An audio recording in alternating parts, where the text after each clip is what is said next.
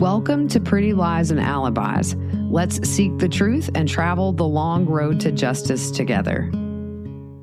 What you know, Alibis, welcome to another episode of Pretty Lies and Alibis. I'm Gigi. Good to have you here at Saturday, January 3rd. Wanted to get in this backstory of a trial we're going to start covering on Monday. It is the Sarah Grace Patrick case out of Georgia. I'll be live streaming every day and recapping in an hour or less every day. I may try to do 2 episodes like I did during the Brian Walsh trial, just because it helps people who are at work and can kind of listen on their lunch break of what happened during the first part of the day. And then an evening episode, it also helps me not to get in bed at 1 a.m. when I'm covering trials live, because it can be a long day sifting through all the testimony to make an episode. Let's jump into this. Sarah Grace Patrick is accused of murdering her mom and her stepdad as they were in bed. This case is interesting because I've read a lot of online forums, and there seems to be a big divide of people who either think she's innocent or guilty. A grand jury did indict her on 8 counts just hours after she was denied bond. They indicted her on 2 counts each of malice murder, felony murder, aggravated assault, and possession of a firearm during the commission of a felony. There was somewhat of a question of whether or not this would actually begin on Monday, because they were waiting for the results of a written report that wasn't due after Christmas from a neuropsychologist who evaluated Sarah back in August. I haven't heard of any delays, so it sounds like they must have gotten that in and we are still good to go. The other thing is there has not been much at all put out there as far as what evidence they have against her. It's one of those trials where we will be learning together as we watch the feed. And it's always nice when we have trials like this where a lot of the evidence wasn't leaked to the public, because I always like looking at things like a juror, listening to the evidence and forming your opinion as the trial goes. This was out of Carroll County, Georgia. Her mom, Kristen Brock, who was 41, and her stepdad, James Brock, who was 45, both shot to death in their beds on February 20th of last year. Sarah's half-sister, who was 6 years old at the time, found the bodies in the parents' bedroom. 5 months after Sarah called 911, she turned herself in on July 8th. Her biological father was with her when she was arrested, and he said this is a very horrific and sad case. There was no evidence of forced entry, but one door was open. After Sarah's arrest, it was announced they had found a lot of physical and digital evidence against her. The weapon was not found at the scene.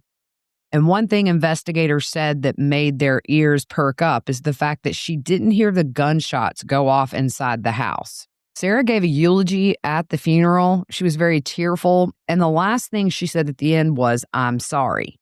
One legal analyst said a defense attorney could say she could be apologizing for just being emotional, but they could also see how this could be used in a different way to implicate guilt. After the murder, Sarah was posting on TikTok. Now, she was active before, just doing your typical teenager posing and things like that.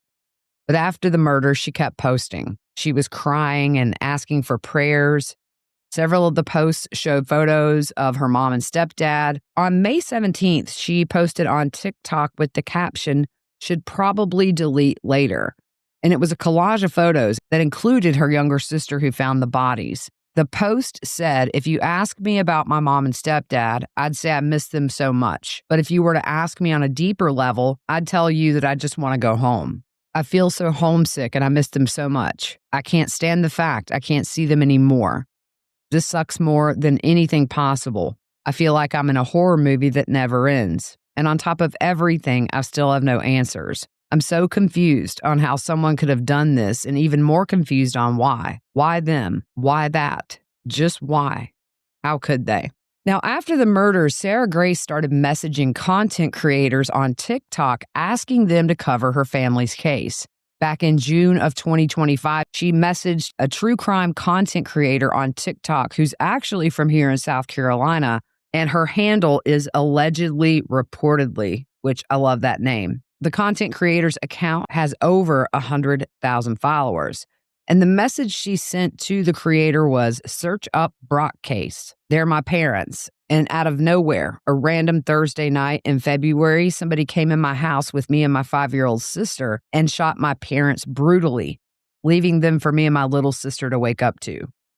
Now, the content creator has since shared screenshots of these messages with People magazine. The creator responded back that she was sorry and she would look into it. But the next day, she got another message allegedly from Sarah that said, "I think it would be a really big hit." The only person who posted about it made it as the first image you see when you Google their names. Plus, I can give you intel, just I can't give you anything that could break the case. That's what cops told me. The content creator asked for some photos, which Sarah emailed to her. She also told the content creator she didn't hear anything that night. Now, the creator's intuition was something is not right with this, but she thought she should have some compassion.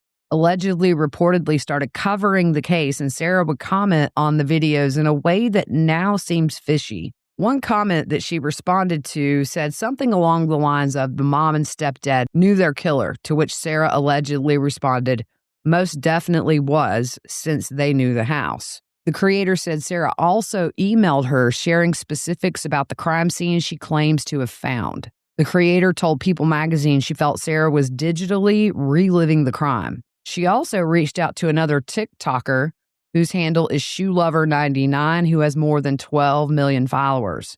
The creator's son was murdered, and her channel follows her grief and her legal journey. The message was sent to this creator on April 16th, and it said, "Mama Tot, I need a mama bad right now. I'm going through it." Now, after Sarah was arrested, the creator posted, "How dare you? How dare you reach out to me? Thank God I didn't see this until today. But how dare you reach out to me like you need a mother, knowing what you are accused of doing to your own mother and father, and knowing that my son was murdered. To say I'm triggered is an understatement. I'm literally about to walk into a courtroom for my son's homicide trial in 8 weeks. This is not okay. This is sociopathic." She also shared a screenshot of that message that Sarah sent to her. At the press conference announcing her arrest, investigators said the FBI and the Georgia Bureau of Investigations was involved in investigating the homicides. They said they have a mountain of evidence and countless interviews pointing to Sarah that got them to where they were. They did say Sarah's digital footprint was significant in their investigation. After processing the evidence and working with their law enforcement partners, they honed in on Sarah as the suspect, and they feel confident she is responsible. At that press conference, she also said Sarah had been in and out of the home, moving all over the place and living with other relatives off and on, but she was living at home at the time of the murders. Her biological dad wrote in a Facebook group on August 11th, "I spoke to Sarah today. Today was hard for her. She woke up to them taking her out of her room and taking her to court that she did not even have. She told them she didn't have court today and they still took her. They shackled her up, ankles and wrists, took her to the court and made her sit in a tiny cell all day long with the cuffs. So now her wrist and her ankles are hurting really bad, but she made it through it. She just didn't understand what was going on. I think there has to be a better process for things like this. It just doesn't make sense on a good note. She got to receive her canteen today, so she's got a lot of the goodies that she likes. She's eating well, or at least as well as she can. She is so happy to have all of you supporting her. Thank all of you. Just thought I would fill you in on her day. Hope everybody is having a good day." He also released a statement that said, "I just want to go on the record and say, I know everybody is talking. Many people were talking about things they don't even know. They're just talking and writing stuff that is completely false. Taking pictures of me leaving church or to go to visit my daughter. If you have time to follow me around, walk up to me and I will talk to you. My daughter is 100% innocent. If you want to talk to anybody about me and my daughter's relationship, come straight to me. I'm not hiding. I'm going to work and do all the normal things that I have to do to support my son. Nobody knows my pain, but I choose to deal with it the way that I have to. I don't want all of the attention like everybody else. February 21st, I had to come home and tell my son that his mother and his stepfather were dead. It was the hardest thing I've ever had to do until I had to take my daughter to the sheriff's office. I didn't turn her in. She voluntarily went there because of the warrants. She has nothing to hide. I'm not the type of person that gets on social media. I don't even pay attention to most of it. The only social media I have is Facebook, and it's been ruined by this entire situation. People are quick to judge when they don't even have any information. I have as much info as everybody else, so where are you getting your information from? If it's the media, then you all should know how the media portrays everything. It's not about the truth, it's about viewership. They will say anything. Some of the stuff that I've seen and some of the media outlets have reported good stuff. A lot of them reported bad stuff without any facts, just assumptions, and talking to people that don't know nothing. My heart goes out to the Brock family and Kristen's. I will speak when it's time.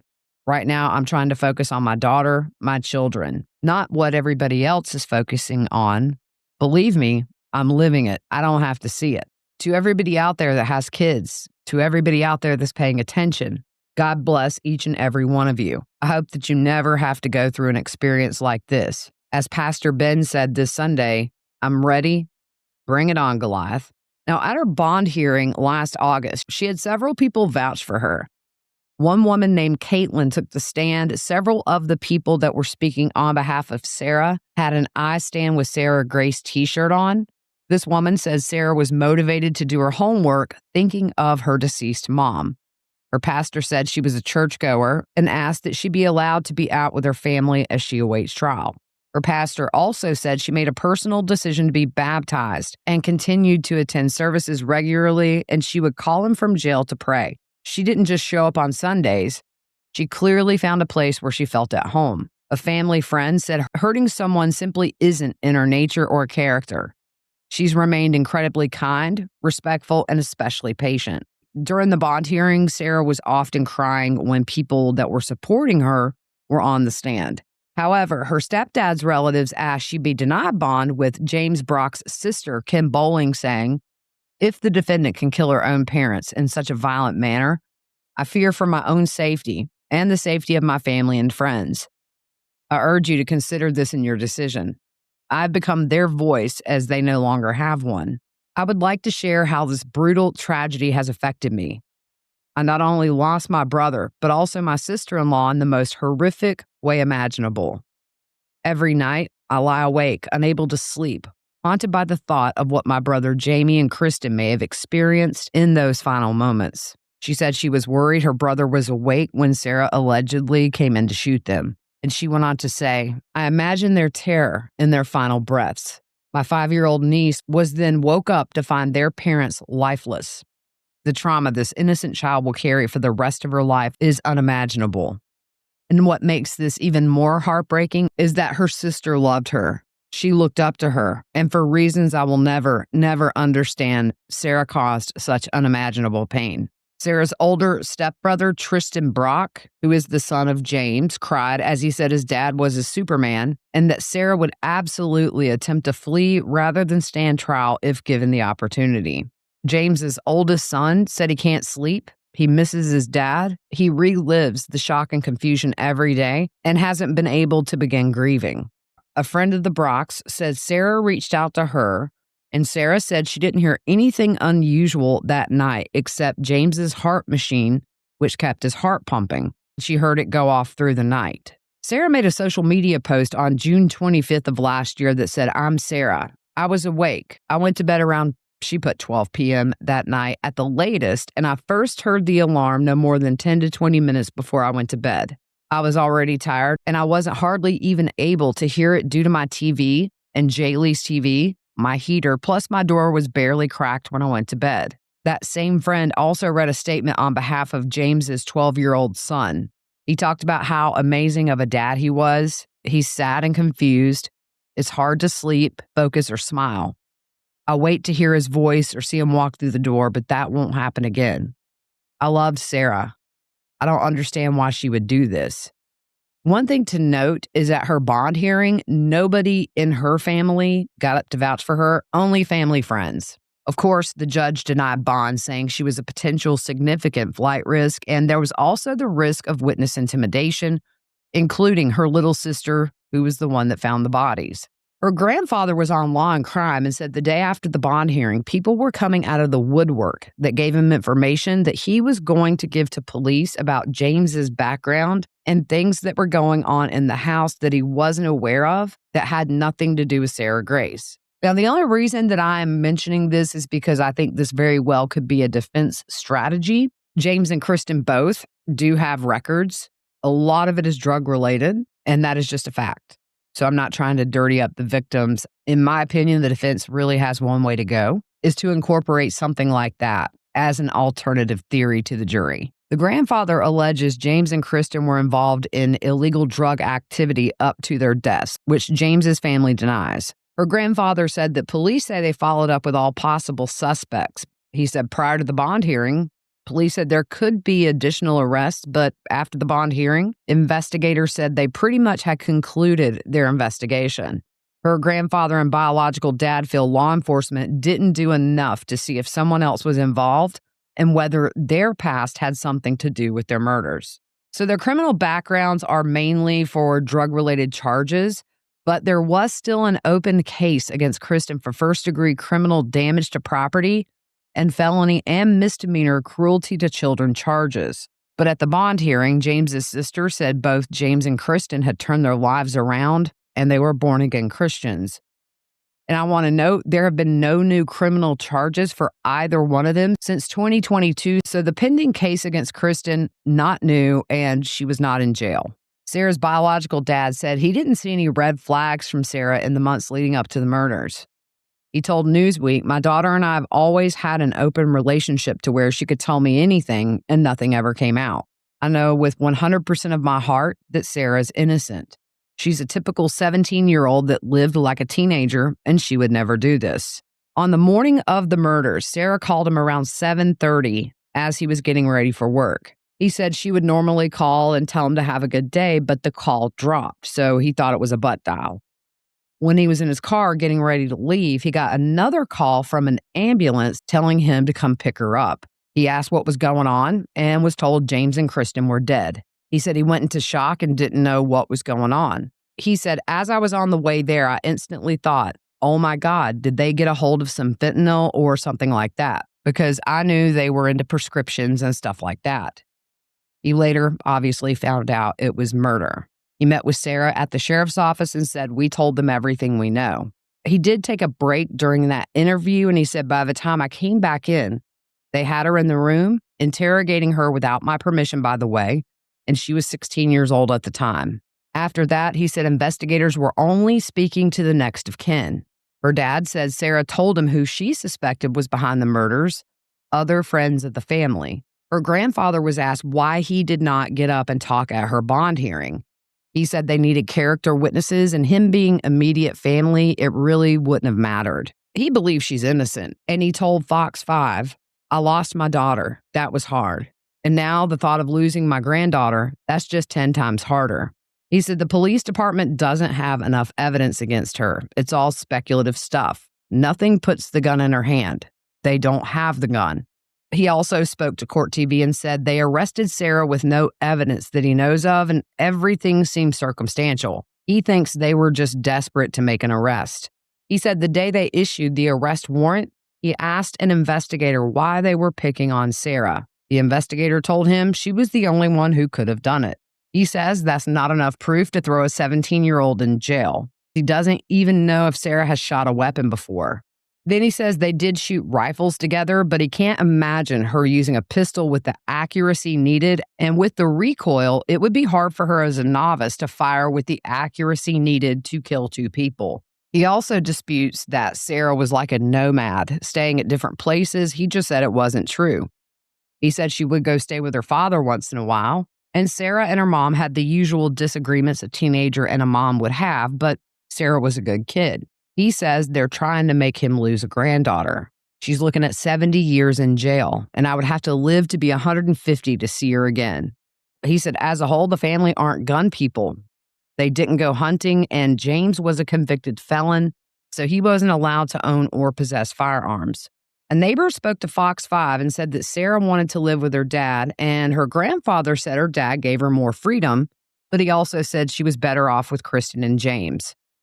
He said, unless something has changed, you are innocent until proven guilty, and I'm going to stand behind her.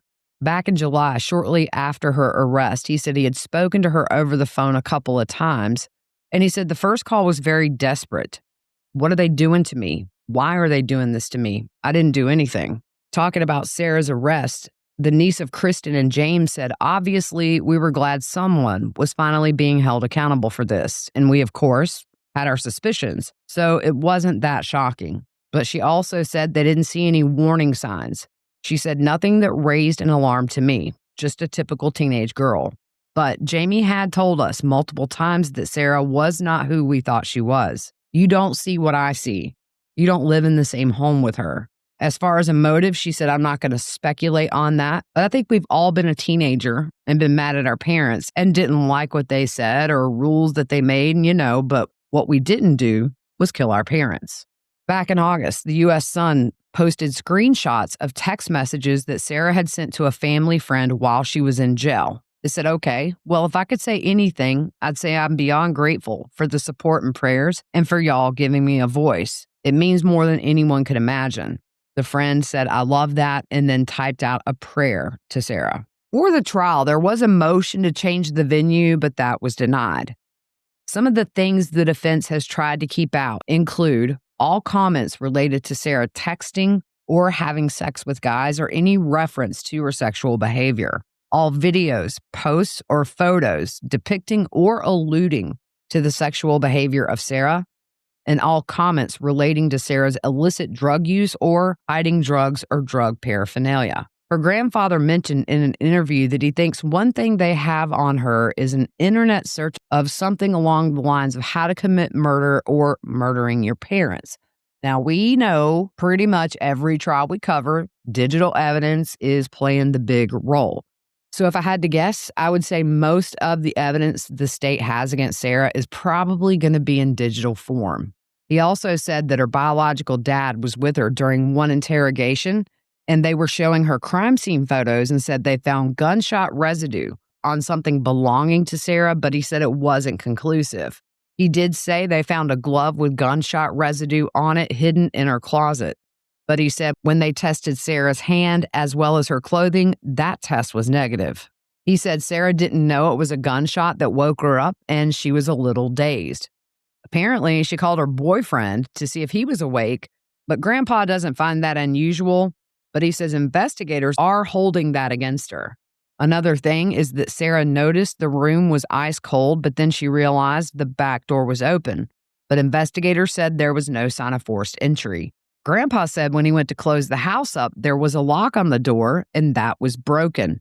So Sarah's dad took a picture of it and he shows the photo on screen. And he also points out it doesn't look like they dusted the door for prints.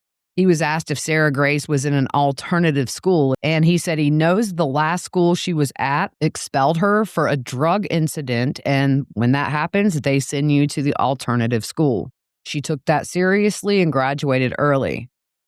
He also claims James and Kristen were allowing her to smoke marijuana. He says he caught James, Kristen, and Sarah all smoking together at his house. He said after the murder, Sarah asked him if they found the marijuana. She said there was a lot lying on the table and it felt like whoever killed him must have grabbed it. But later on, they did find that behind a nightstand in the house. As far as trial, he said he wants to see evidence that puts the gun in her hand. He doesn't think there's enough evidence and thinks everything is circumstantial. And he said all you have to do is reach one juror. And that is very true, as we know. So obviously, this backstory is a little different than the ones we normally do. Not a whole lot of evidence or facts we can put out there, but that's where we start Monday. I'm not sure how long jury selection should take, but come join us Monday. I'll be live streaming 9 a.m. Eastern on the YouTube channel and recapping twice a day. That is it for now. Hope you guys have a good rest of your Saturday, and we will see you soon.